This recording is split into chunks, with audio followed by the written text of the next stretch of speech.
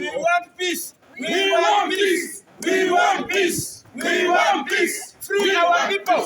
Free our people. Free our people. Free our people. Free our people. Free our people. Free our people. Free our people.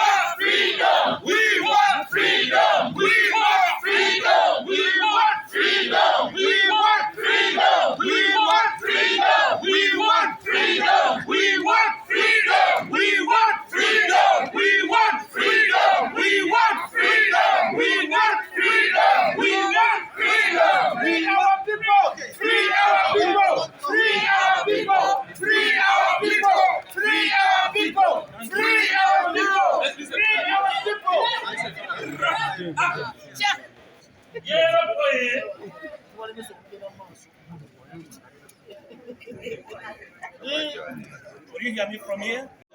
Akwatibwa n'ateekebwa mu makomera avaayo na biwundu n'omuntu asingisibwa mu kooti talina tulugunyizibwa era teri musango gusobola kukozesa kibonerezo kikutulugunya naye ne bano bye bakyateebereza abavunaanibwa bavuddeyo na biwundu ng'olwo omuwandiisi w'ebitabo Kakwezi abana bali mu makomera nga eri engeri emirimu gye gitambula naddala abasiba bali mu makomera abaana bangi tetugenda kudda mu palamenti paka nga waliwo ekikoleddwa nga Alani Ssewanyana ne Ssegiriinya bavuddeyo bagenze mu kooti babasalidde nti guno omusango gubasinze okusinga okubateeka eyo nga tebamanyi naddiyo batwala mu kooti buli kooti lwetula abalamuzi bebuzaabuza leero ono yaliwo enkya mulala yaliwo luli yaliwo kyo bali basalira ddiddala omusango baba baguza n'abaana bonna abali mu makomera abatalina misango babaleete mu kooti babasalire buli omu amanyi kye yakola okusinga okuva ne Uganda okubeera eyo abantu bawambibwa n'essaawa ya leero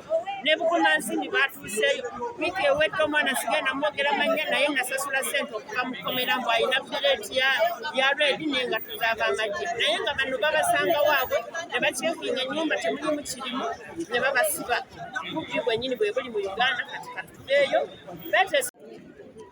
The torture of citizens that all of us have been able to witness and see.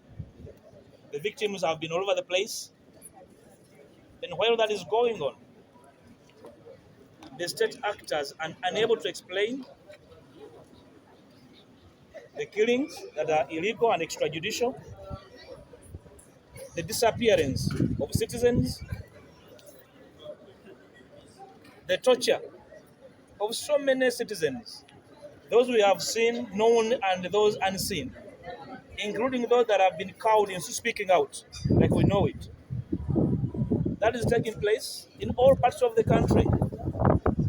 In Karamoja, in Acholi, in the West, Kasese in particular, in the Central region, in the East. And as leaders in this country, we cannot be part of the face of torture. Condoning torture can be by tacitly keeping quiet. As members of parliament, we reject this, and as an open protest, we have elected to be out of the parliamentary plenary for the next 2 weeks from today. This, we have educated ourselves about it. If members of the ruling party are shameless and they believe that torture is reserved for those opposed to them, they can go on with their business. But I can assure them they have no business as long as citizens are being terrorized. So I want to thank members of parliament that have joined me in this protest. It will go on for the next 2 weeks. But in the meantime, we shall be coming back here every day to update the country of our next course of action. Our first action is this protest, and I want to inform the country, families of the victims, including victims, that we are out. This must end, and now, not tomorrow. This must stop.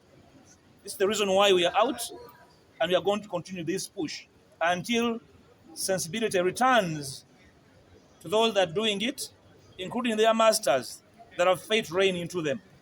We thank you so much.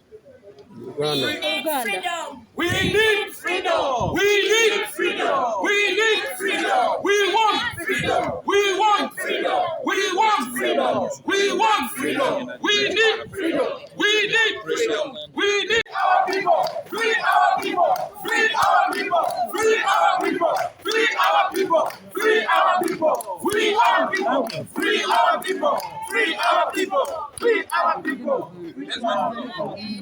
Njagala kutegeeza eggwanga olugero lwa leero nti oludda lw'enkulembera mu paalamenti tusazeewo oluvannyuma lw'okwebuulirira ku nsonga ezigenda mu maaso mu ggwanga omuli okukwata abantu ne batabalibwa mu kkooti, omuli okutwala abantu mu kkooti ez'ekimpatiira, omuli okukwata abantu ne bavunaana ebisangosango ng'okwambala obukoofiira, omuli okutulugunya abantu mu bitundu by'eggwanga eby'enjawulo.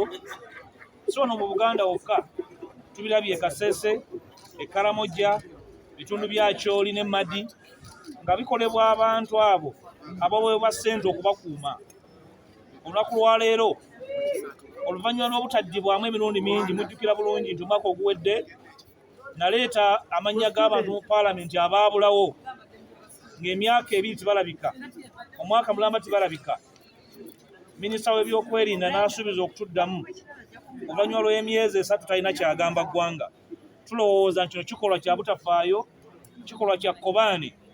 Waliwo abantu abaagala okulivubula ssemateeka w'eggwanga n'okuggyawo ekitiibwa ky'abantu beekomye obuyinza bonna nga bagamba nti ojja kufa olwaleero ng'ofa.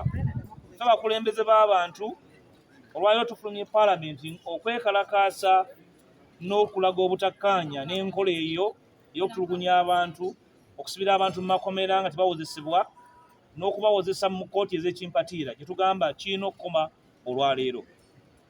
Tugenda kwekalakaasa okumala sabbiiti 2 nga situla mu ntuula za paalamenti, naye buli lunaku tujja kubeeranga no ku paalamenti tubabuulire ekiddako. Ku lunaku lwa Mande ku ssaawa 4 tujja kubeera wano tuddemu tubategeeze nti ng'oggyeko obutabeera mu paalamenti, ntuula za paalamenti ez'olukale, biki ebigenda okuddako gwemulugunya kwaffe okutuusa nga tufunye obumativu nti waliwo okuddibwamu, waliwo ekikolebwa omuli okunoonyereza n'okutwala mu mbuga z'amateeka abo abavunaanyizibwa kutulugunya abantu.